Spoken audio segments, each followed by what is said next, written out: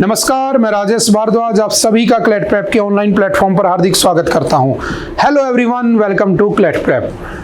जैसा कि आपको पता है कि हम डेली न्यूज एनालिसिस करते हैं, फैक्चुअल एनालिसिस करते हैं और उसके बाद 20 क्वेश्चंस की प्रैक्टिस भी करते हैं और साथ ही साथ हम वीकली रैपअप भी करते हैं, यानी कि पूरे वीक में हमने जो भी करंट अफेयर पढ़ा है, पूरे वीक में हमने जो भी न्यूज़ एनालिसिस किए हैं उनका हम एक क्विक रिवीजन कर लेते हैं ताकि हमें वो जल्दी से रिवाइज हो जाए। तो याद रखना, ये जो सेशन होता है वो सिर्फ और सिर्फ रिवीजन के पर्पज से होता है कि हमने पूरे वीक में क्या पढ़ा था।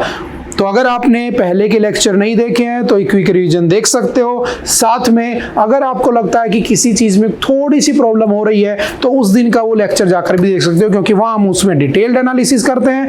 पूरे घंटे भर हम सिर्फ उस दिन का न्यूज़पेपर पढ़ते हैं, लेकिन आज हम सिर्फ उसका क्विक रिवीजन करते हैं। समझ गए? तो चलिए स्टार्ट करते हैं। आज का हमारा जो वीकली रैपअप है, ठीक है, जो कि 26 ऑफ द मई से 31 ऑफ द मई तक है। तो देखते हैं सबसे पहले न्यूज़, जो सबसे अच्छी न्यूज़ रही इस वीक की, एनर्जी एंड द एफिशिएंसी। तो समझना, एक तरफ मुझे कार्बन न्यूट्रल होना है और मेरा इंडिया का या वर्ल्ड का टारगेट ये है कि मुझे 2050 तक कार्बन न्यूट्रल हो जाना है। ठीक है, आप जानते हो सारी चीज़ें क्या है कार्बन न्यूट्रल, हमने वीक पर पढ़ा है। ठीक है, हम जस्ट रिवाइज कर लेते हैं। और हमारे इंडिया का जो टारगेट ईयर है वो कौन सा है? तो 2070 इंडिया का टारगेट ईयर है। लेकिन मैं कैसे हो जाऊंगा कार्बन न्यूट्रल? क्योंकि कार्बन रिलीज नहीं होना चाहिए। तो कार्बन कैसे रिलीज नहीं होगा? या तो पेड़ पौधे बहुत ज्यादा लगाए जाएं, या जो मेरी एनर्जी है वो किससे बने? रीन्यूएबल एनर्जी रिसोर्सेज से बने। यानी कि इसके अंदर आ गया सोलर पावर, आ गया इसके अंदर विंड पावर, आ गया इसके अंदर आपका हाइड्रो पावर, आ गया इसके अंदर आपका आजकल जो आपकी हाइड्रोजन से चलने वाली, गैस से चलने वाली जो इंजन है वो आ गए। ठीक है, आपका इसमें इथेनॉल आ गया। ठीक है, गोबर गैस का यूज करो। ये सब क्या है? रीन्यूएबल एनर्जी रिसोर्सेज जो बार बार रिन्यू किए जा सकते हैं। फॉसिल फ्यूल्स जो होते हैं जो बार बार रिन्यू नहीं होते हैं वो कार्बन एमिट करते हैं, ये कार्बन एमिट नहीं करते हैं। समझ गए? तो हमने इसके लिए बहुत सारे एफर्ट लगाए। हमने UNFCCC भी पढ़ा था, यूनाइटेड नेशंस ना framework convention on climate change, जो 1992 में शुरू हुआ था, जिसका हेडक्वार्टर हमने बोन जर्मनी में बनाया था। ठीक है, बहुत सारे एफर्ट हम करते हैं। कॉन्फ्रेंस ऑफ पार्टीज भी हम करते हैं, जो 1995 में शुरू हुई थी, सबसे पहली बार बर्लिन में हुई थी। और उसके बाद जो इस बार की कोप हो रही है, COP कॉन्फ्रेंस ऑफ पार्टीज 29, वो हो रही है बाकू अजरबैजान में। इन सब में यही काम होता है। लेकिन इसको बचाने के लिए हमने एक स्कीम और की। हमने, यानी कि हमारी सरकार ने आज से 10 साल पहले 2015 में एक स्कीम लॉन्च की थी जिसका नाम था उजाला स्कीम। यानी कि उजाला स्कीम में क्या किया गया था कि जो हमारे यहाँ के गरीब लोग थे उन लोगों को क्या दी गई? तो LED बल्ब्स बांटे गए। ठीक है, क्योंकि जो गरीब लोग है वो अफोर्ड नहीं कर पाता है तो वो क्या करता है? बल्ब यूज करता है 10 रुपए वाला, जो 100 वोट का होता है। और हमने उसे, यानी सरकार ने उसे 100-150 रुपए की जो LED आती है वो फ्री अवेलेबल करा दी। और इससे हुआ क्या? लगभग पूरे साल भर में $10 बिलियन पैसा बचा और लगभग 9500 मेगावाट इलेक्ट्रिसिटी की बचत हुई। जिसका मतलब है इतनी इलेक्ट्रिसिटी बनाने के लिए जो कार्बन एमिट हुआ होगा वो नहीं हुआ होगा। क्योंकि हमारे यहाँ पर, याद रखना, हमारे यहाँ पर एक एक्ट है, एनर्जी कंजर्वेशन एक्ट 2001, जो एनर्जी कंजर्व करने की बात करता है। जैसे आपने AC फ्रीज देखे होंगे, उनके ऊपर स्टार बने होते हैं, 1 star, 2 star, 3 star, 4 star, 5 star. तो जो 5 स्टार अप्लायंसेस होते हैं ना, वो कम इलेक्ट्रिसिटी यूज करते हैं, तो हमें वही यूज करनी चाहिए। बट वो महंगे होते हैं, हम नहीं कर पाते हैं, तो मत करो। अब 2 स्टार ही कर लो, लेकिन उस कम से कम उससे में बिजली जो यूज कर रहे हो वो सोलर से चला लो, ताकि कुछ बैलेंस हो जाए। ठीक है, तो हमारी स्कीम थी PM उजाला, 2015 में आई थी। उसका जो कियार जो धरा था, यानी कि उसमें जो भी बेनिफिट हुआ वो सब उसमें डिस्कस किया हुआ। ठीक है, चलते हैं नेक्स्ट। लगभग 1.34 करोड़ LED लैंप्स सरकार ने बांटे हैं। Next, India now the 4th largest economy. NITI Aayog, जो आपका नीति आयोग है, ठीक है, कब बना था नीति आयोग? तो याद रखना 1 जनवरी 2015 में। इसी नीति आयोग का पहले क्या नाम था? तो इसका नाम होता था प्लानिंग कमीशन। और प्लानिंग कमीशन कब बना था? तो याद रखना प्लानिंग कमीशन 15 मार्च 1950 को बना था। और प्लानिंग कमीशन आपके 5 ईयर प्लान चलाता था। सबसे पहली बार इसने 1951 से 56 तक चलाया था। एग्रीकल्चर पे, और जो लास्ट इसका 12th 5 ईयर प्लान था वो आया था 2012 से 2017 तक। ठीक है, तो टोटल इसने 12 5 ईयर प्लान चलाए थे, जिसमें हम 5 साल तक किसी एक टॉपिक को लेकर क्या करते थे, डिस्कस करते थे। 5 ईयर तक हम किसी एक मैटर पे काम करते थे, जैसे कभी एग्रीकल्चर पे, कभी बैंक्स पे, कभी हैवी इंडस्ट्रीज पे काम कर लिया। ठीक है, और सिमिलरली हम इसको करते चले गए। लेकिन 2014 में जब सरकार बदली, तो सरकार बदलने के बाद इसका नाम कर दिया नीति आयोग, जिसका नाम है national institute for transforming India. National institute for transforming India बना था 2015 में। याद रखना, प्लानिंग कमीशन का भी चेयरमैन हमेशा प्राइम मिनिस्टर होता था, और इसका भी जो हेड चेयरमैन है वो हमेशा कौन होता है, प्राइम मिनिस्टर ही होता है। तो जब वो बना था तो उस समय पंडित नेहरू पहले थे। ये जब बना नीति आयोग तो इसका पहला कौन हो गया, नरेंद्र मोदी जी हो गए। तो सिंपल सा ध्यान रखना, समझ गए। तो इसने बताया कि भारत जो है 4th लार्जेस्ट इकोनॉमी बन चुका है। India has surpassed Japan to become the world 4th largest economy. और ये कौन है, CEO BVR सुब्रमण्यम ने ऐसा बताया है। ठीक है, India's GDP now stands at $4.3 trillion as per IMF data, International Monetary Fund, World Economic Outlook. Only the USA, China and Germany have larger economies. India is now a $4 trillion economy. लेकिन बात ये नहीं है, बात ये निकल के आती है कि तुम कैसे इसको 4th इकोनॉमी कह सकते हो, क्योंकि हमारे यहाँ पर अगर तुम पर कैपिटा इनकम देखोगे तो पर कैपिटा इनकम हमारी बहुत ज़्यादा कम है। किससे, जिसको हमने पीछे छोड़ा है, जापान से। लेकिन हाँ, ओवरऑल देखा जाए तो हम क्रॉस कर चुके हैं। लेकिन फिर भी क्या ऐसा है कि भारत में 80 करोड़ लोगों को फ्री खाना देना पड़ रहा है। हमारे यहाँ पे रमेश तेंदुलकर कमेटी है जो कहती है जो दिन का 70 रुपए कमाता है वो पुअर्टी लाइन के अंडर में नहीं है। उसके बाद भी भारत में तुम 80 करोड़ लोगों को खाना खिलाते हो। 10% तो 10.13% तो नीति आयोग का डाटा कहता है कि गरीब लोग हैं भारत में। तो ये जो इकोनॉमिकल इम्बैलेंस हो रखा है, इसे कैसे ठीक किया जाएगा, ये क्वेश्चन आज भी उठता है। ठीक है, जब तक आपके पर कैपिटा इनकम नहीं बढ़ेगी, अनएम्प्लॉयमेंट नहीं घटेगा, लोगों को रोजगार नहीं मिलेगा, तब तक ये सब चीजें हमें फैंसी नजर आएंगी। लेकिन बहुत अच्छा है, प्राउड भी है कि हम वहां पहुंचे। लेकिन पीछे का जब मैं बैकवर्डनेस देखता हूं, पीछे का डाटा देखता हूं, तो फिर मेरे क्वेश्चंस उठते हैं उसमें। ठीक है, लेकिन हाँ ठीक है, हमें एग्जाम से मतलब है, तो 2-4 बातें याद रखना। ठीक है, कि पहले पे कौन है, अमेरिका 30.5 ट्रिलियन, सेकंड पे चाइना, थर्ड पे जर्मनी, चौथे पे इंडिया हो चुका है, 5वें पे जापान चला गया। ठीक है, तो हम 4th इकोनॉमी बन चुके हैं। ठीक है, हम फर्स्ट भी बन जाएंगे। लेकिन मैं तो ये चाहता हूं कि कोई भी आदमी को कभी ऐसा ना कहना पड़े कि तुम्हें सरकार फ्री में खाना दे रही है। आधी से ज्यादा जनता को अगर फ्री खाना दिया जा रहा है, ठीक है, देखते हैं क्या होता है। ठीक है, next, A shift in free speech. ठीक है, देखो ये मैंने आपसे कहा था कि इस वीक का सबसे हॉट टॉपिक रहा है कौन सा, फ्री स्पीच। चाहे आप उसका वो यूट्यूबर की बात कर लो, चाहे आप इसके अंदर इस वाली बात कर लो, जो सुप्रीम कोर्ट के जज है उसके ऊपर किसी ने बोल दिया, तो सिंपल याद रखना, आर्टिकल 19 का 1 क्या कहता है। तो आर्टिकल 19 का 1 का A कहता है freedom to speech and expression, यानी कि मुझे बोलने और एक्सप्रेस करने का राइट है। बट याद रखना, वो मेरी फ्रीडम जरूर है, लेकिन मैं उसके अंदर मिसयूज नहीं कर सकता। मैं देश की इंटीग्रिटी के खिलाफ नहीं बोल सकता, मैं देश की सिक्योरिटी के अगेंस्ट नहीं बोल सकता। ठीक है, मैं किसी के ऊपर भद्दे कमेंट नहीं कर सकता, मुझे मोरालिटी मेंटेन करनी होती है, समझ गए। तो कुछ कंडीशंस के साथ मुझे ये लिबर्टी मिली हुई है। ठीक है, लेकिन बहुत सारे लोग इसका मिसयूज करते हैं, तो उनको फिर अरेस्ट कर लिया जाता है। तो याद रखना, राइट टू फ्रीडम या freedom to speech and expression, article 19 का 1 इज माय फंडामेंटल राइट। ये हमसे नहीं छीना जा सकता, but it is not absolute, ये भी ध्यान रखना। आर्टिकल 19 के 2 में कहा गया है कि ये एब्सोल्यूट नहीं है, ये छीनी जा सकती है। ठीक है, तो वो 2 केस हुए थे, सुप्रीम कोर्ट ने उसको बेल दे दी थी। ऑपरेशन सिंदूर के ऊपर अशोका यूनिवर्सिटी के प्रोफेसर अली खान ने कुछ बोल दिया था, उसके बाद उनको बेल दे दी जाती है और कहा जाता है कि इन्वेस्टिगेशन को हेल्प मिलेगी, इसलिए बेल दे दी गई है। ठीक है, तो वो वाली न्यूज निकल के आती है, समझ गए।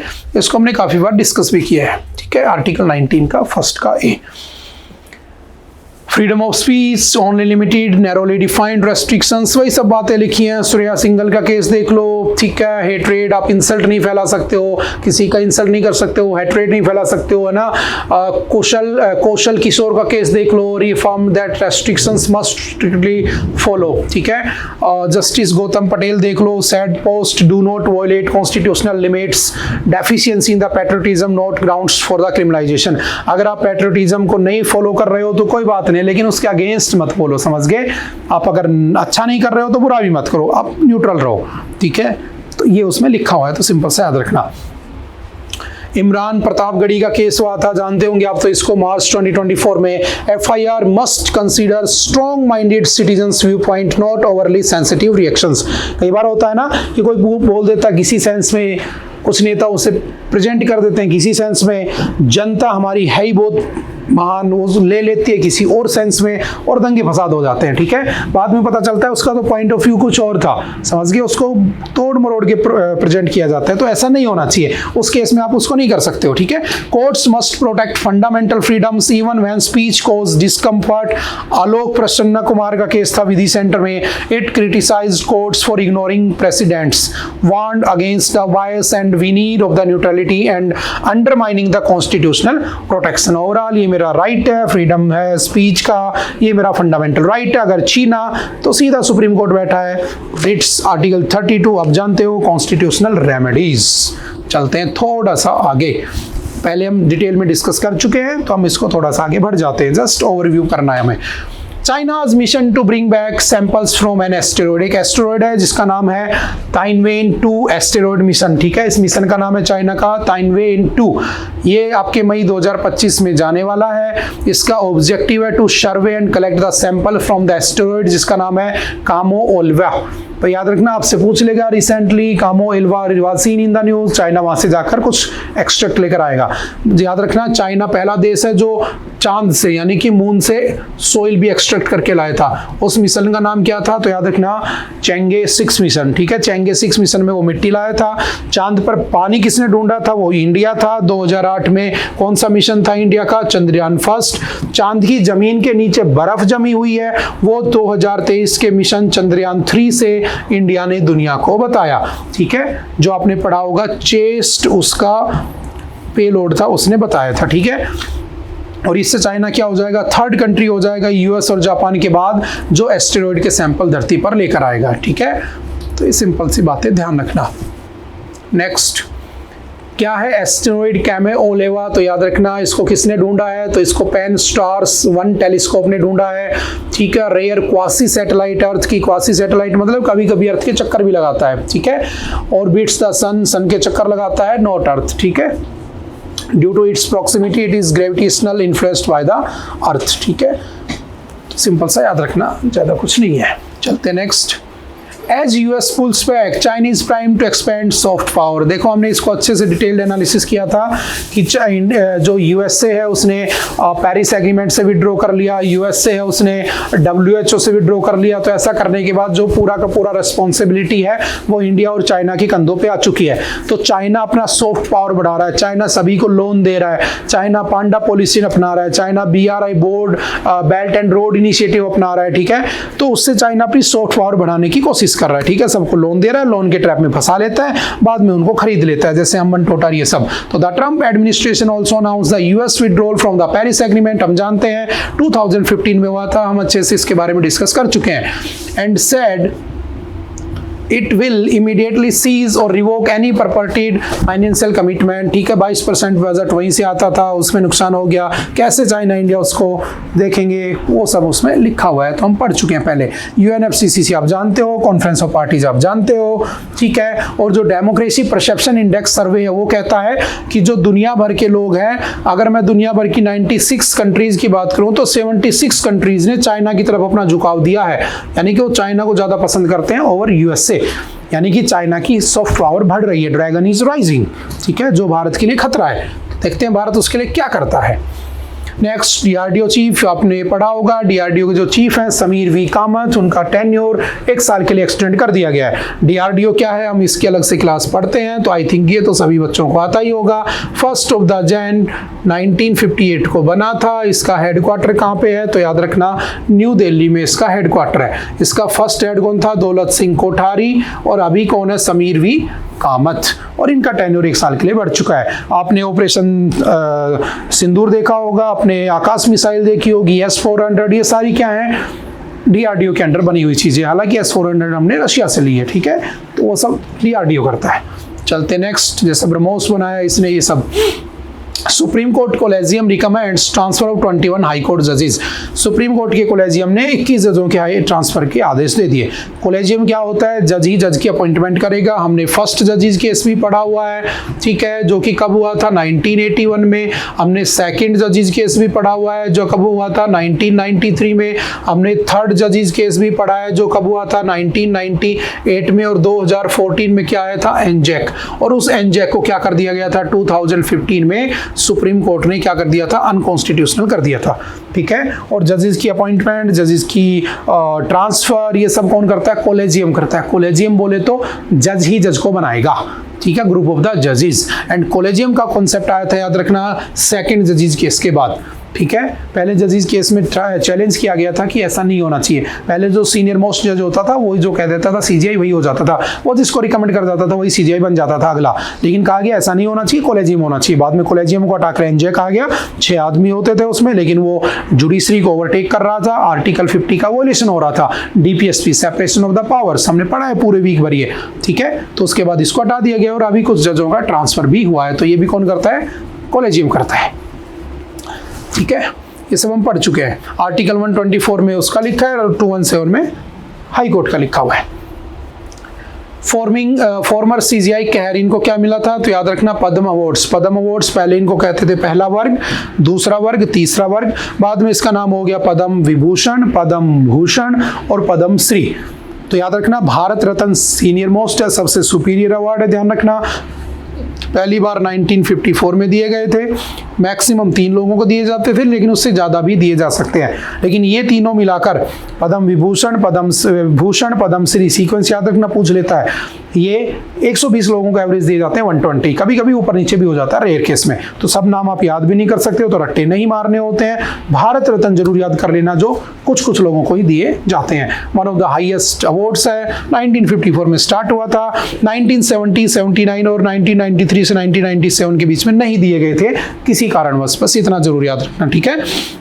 और एंड ऑफ द टाइटल्स कौन से आर्टिकल में लिखा है? 18 में, कि आप किसी के नाम के आगे टाइटल्स का यूज नहीं करोगे एक्सेप्ट मिलिट्री एंड एजुकेशन। अगर कोई डॉक्टर है, इंजीनियर है तो नाम के आगे लगा सकता है। कोई कर्नल है, ब्रिगेडियर है तो लगा सकता है, जैसे कर्नल सोफिया कुरैशी, ये सब पढ़ा था।